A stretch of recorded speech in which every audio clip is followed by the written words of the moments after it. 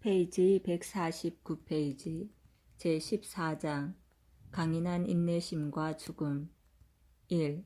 프란치스코는 이제 그의 몸과 영혼이 그리스도와 더불어 십자가에 매달려 있다. 그는 세라핌 천사처럼 하느님에 대한 사랑으로 불탔으며 그리스도처럼 가능한 한 많은 인류를 구원하기를 목말라 했다. 그는 발에 튀어나온 못 때문에 더 걸을 수 없었다. 그래서 그는 반죽음이 된 상태에서 마을과 고을을 이리저리 실려 다니며 다른 사람들에게 그리스도의 십자가를 지라고 격려하였다. 수사들에게 나의 형제들이여, 우리는 우리의 주님과 하느님께 봉사를 시작해야 하오. 지금까지 너무나 한 일이 없소 라고 말하곤 했다. 그는 처음에 이루었던 겸손한 출발점에서 되돌아가기를 온 마음으로 바랐으며 이미 노동으로 지쳐있는 자기 육신이 전에 그에게 봉사했던 것처럼 다시 한번 그에게 봉사하도록 하면서 전에 한 것처럼 한 번 더 나병 환자들을 돌보고자 갈망했다. 그리스도를 자기의 안내자로 삼아 그는 큰 승리를 얻고자 계획했으며 그의 팔다리는 비록 무너질 것 같았으나 다시 적인 마귀를 눌러 승리하고자 했다. 왜냐하면 그는 정신적으로는 열렬하였으며 용기 백배했기 때문이다.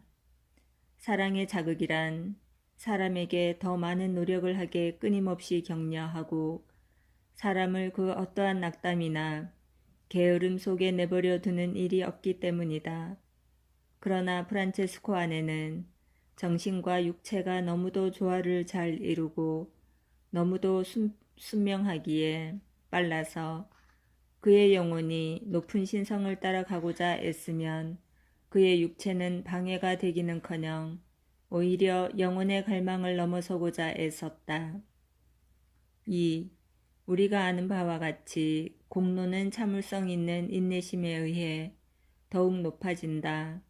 그래서 프란체스코는 자기의 보화가 더욱 쌓일 수 있게 온갖 종류의 병으로 고통받기 시작했다. 그의 몸의 어느 곳에나 고통이 없는 곳이 없었다. 그가 참아 견딘 장기간의 고뇌로 결국 그는 살이 빠지고 피부가 뼈에 딱 달라붙은 상태로 되었다. 그는 괴로운 고통으로 시련을 당했으나 이 시련을 고통이라 하지 않고 자매들이라고 불렀다. 한 번은 그가 여느 때보다 더 심히 고통을 당하고 있을 때 아주 단순한 사람이었던 한 수사가 그에게 형제여, 당신 하느님께 간구하여 당신이 좀 더 편해지도록 청해야 합니다. 그분은 당신을 너무 심하게 다루고 있는 것 같습니다. 라고 말했다. 성인은 이 말을 듣고 큰 소리로 신음하더니 이렇게 외쳤다. 만일 내가 당신이 지극히 단순하다는 것을 모른다면 나는 당신께 다시는 내 가까이 오지 못하게 할 것이요.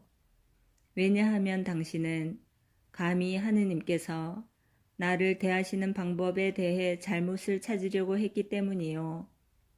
그리고 그는 오랜 병으로 지칠 대로 지쳐 있었지만 몸을 땅에 내던져 자기 몸의 모든 뼈들이 그 충격으로 온통 흔들리도록 놔두고 땅에 키스하며 덧붙여 말했다.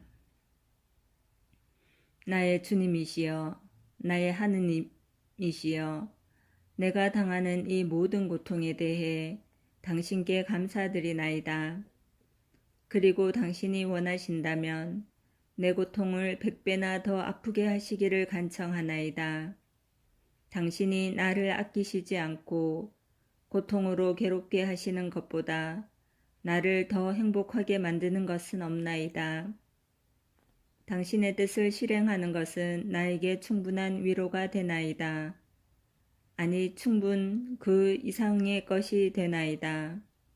수사들에게 그는 두 번째의 욥처럼 보였다. 그의 정신력은 그의 육신이 점점 더 약해짐에 따라 더욱 커갔다. 그는 이미 오래전에 자기의 죽음이 올 날을 알고 있었으며 그것이 가까이 왔을 때 그는 그리스도가 그에게 계시하였듯이 동료들에게 자신은 이 세상을 떠날 때가 멀지 않았다라고 말했다. 3. 그가 오상을 받은 후 2년 동안, 즉 수도 생활을 시작한 지 20년째 되던 해, 프란치스코는 여러 가지 질병으로서 정화시키는 타격을 참아 받았는데 이는 망치의 타격 아래에서 마음대로 잡아 누릴 수 있는 금속처럼 그를 천상 예루살렘에 이미 합당한 돌과 같이 만들었으며 그를 완덕의 높이까지 들어올렸다.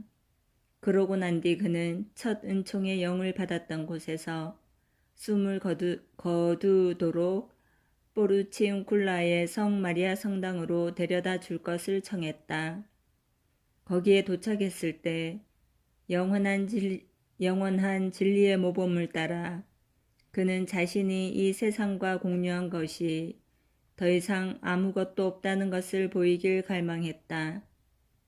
그의 모든 고통에 종지부를 찍기로 되어 있었던 마지막 심한 병 중에서 자신의 분노를 쏟도록 주어진 마지막 시간에 벌거벗은 그의 젖과 벗은 채로 정신의 모든 열정으로서 다투게 그는 자신을 맨 땅에 옷을 벗은 채로 눕히게 했다.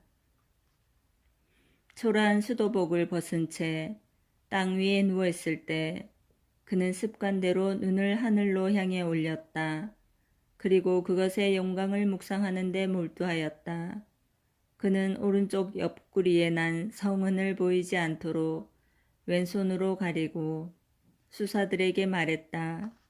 나는 내가 하기로 되어 있는 것을 했습니다. 그리스도께서 당신들에게 당신들의 것을 가르쳐 주시길. 4. 그의 동료들은 슬픔에 압도되어 비참하게 울었다. 그들 중 성인이 자신의 보호자라고 불렀던 한 사람이 하느님에 의해 영감을 받아 성인이 원하는 바가 이것이라는 것을 깨닫고 띠와 바지와 함께 수도복을 그리스도의 거지에게 주었다. 나는 거지인 당신에게 이것들을 빌려줍니다. 그러니 순명으로 이것을 받아야 합니다. 라고 그 사람은 말했다. 성인은 기뻤으며 행복으로 그의 마음은 넘쳐 흘렀다. 이것은 가난의 부인에 대한 신뢰를 끝까지 지켰다는 것을 증명하는 것이다.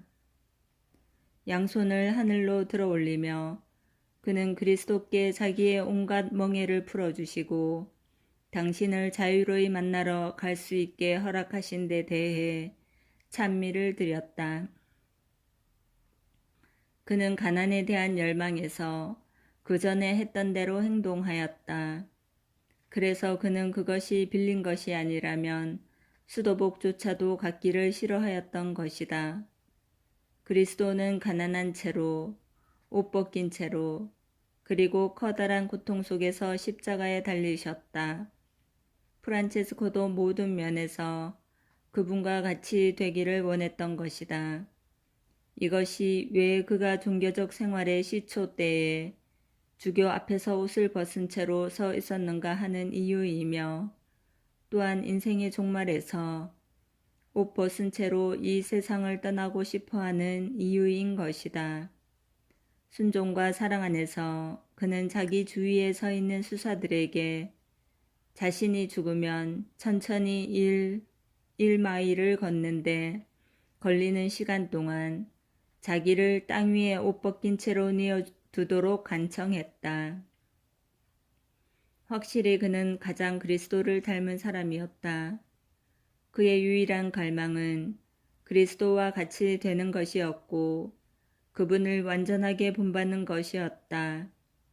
그러기에 그는 그분과 같은 표시로 꾸밈을 받기에 합당하다는 것이 드러났던 것이다. 그는 삶에 있어서도 그리스도의 삶을 본받았으며 죽음에 있어서도 그분의 죽음을 본받았으며 심지어 죽었을 때도 그분과 같이 되기를 바랐던 것이다. 5.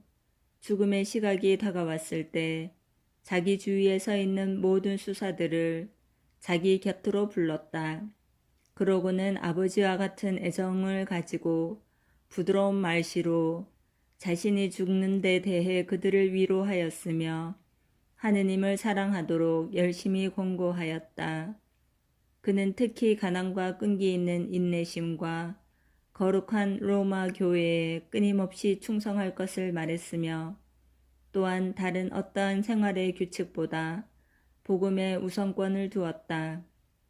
수사들이 그 주위에 모여들자 그는 십자가를 사랑하였기 때문에 그들에게 양팔을 십자가 모양으로 펼쳐 십자가에 못 박히신 분의 능력과 이름으로써 거기에 있는 수사들이나 거기 없는 사람들이나 모든 수사들을 축복하였다. 그런 후 그는 덧붙여 나의 아들들인 여러분, 하느님을 경외하는 가운데 당신들께 작별을 고하오. 항상 그분 안에 머무르시오. 앞으로 시련도 유혹도 있을 것이요. 그러나 이것은 이제까지 겪어온 생을 계속 끝까지 인내해 나가는 사람에게 유익한 것이요. 나는 이제 하느님께로 가며 당신들 모두를 그분의 사랑에 맡깁니다. 그는 위로의 권고를 끝마치고는 복음서를 가져오라고 해서는 과월절을 하루 앞두고로 시작되는 성 요한의 구절을 읽어달라고 청했다. 그러고는 그는 할 수 있는 한 최선을 다해 시편을 낭송했다. 소리 높여 당신께 부르짖을 때 이 호소를 들으소서. 그러고는 계속 나에게 입혀주신 은덕으로 이 몸이 의인들에게 둘러싸이리이다. 란 마지막 절까지 다 읊어내려갔다. 6. 마침내 하느님의 신비가 그 안에서 다 이루어졌을 때 그의 영혼은 그의 육체에서 풀려나와 하느님 영광의 신면으로 들어가고 프란치스코는 하느님 안에서 잠들었다. 그의 제자인 한 수사는 그의 영혼이 빛나는 별의 모습으로 수많은 바다를 넘어 흰 구름 위에 떠받쳐 하늘로 올라가는 것을 보았다. 그 별은 그가 빛과 평화의 집으로 들어갈 권리를 확보해준 천상적 지혜와 은총으로 가득 차서 지고의 거룩한 광희로 빛나고 있었다. 테라 디 라보르에 있는 수사들의 광부장 신부이며 거룩하고 올바른 사람인 아우구스티노 형제는 그때 임종의 자리에 있었다. 그는 얼마 동안 아무 말도 할 수 없었으나 그러나 그때 그와 함께 있던 사람들은 그가 갑자기 사부님 잠시 기다려 주십시오. 잠시 기다려 주십시오. 나도 당신과 함께 가겠습니다. 라고 외치는 소리를 들었다. 그 수사들은 놀라서 대체 누구에게 말하고 있는 건지 물었다. 그는 당신들은 우리의 사부님 프란체스코를 보지 못했습니까? 그분은 하늘로 올라가고 있소. 라고 대답했다. 바로 그때 그 자리에서 그의 거룩한 영혼은 육신을 떠나 그의 사부를 따라갔다. 아시시의 주교는 그 당시 가르가노 산에 있는 성 미카엘 성지로 향한 순례길에 있었는데 성 프란치스코는 임종의 밤에 그에게 나타나 나는 이 세상을 떠나 하늘로 가는 중이요 하고 말했다. 아침에 일어나서 주교는 일어났던 일을 동료에게 말했다. 아시시로 돌아오자마자 그는 그 일을 세밀하게 조사한 결과 프란체스코가 환시에서 자기에게 나타났던 바로 그때 성인이 세상을 떠났다는 결론에 다다르게 되었다. 성 프란체스코의 임종에는 이미 땅거미가 내린 때였는데 많은 종달 새떼가 그 건물 위에 모여들었다. 그들은 보통 낮에 빛을 더 좋아하고 밤에 어두움을 피하는데도 불구하고 모여들었던 것이다. 그들은 이리저리 날아다니며 예외적인 기쁨에 차서 노래하며 그 감미로운 노래로서 그들에게 그렇게 자주 하느님께 찬미하라고 일렀던 그 성인의 영광을 분명히 증거하면서 거기에 남아 있었다.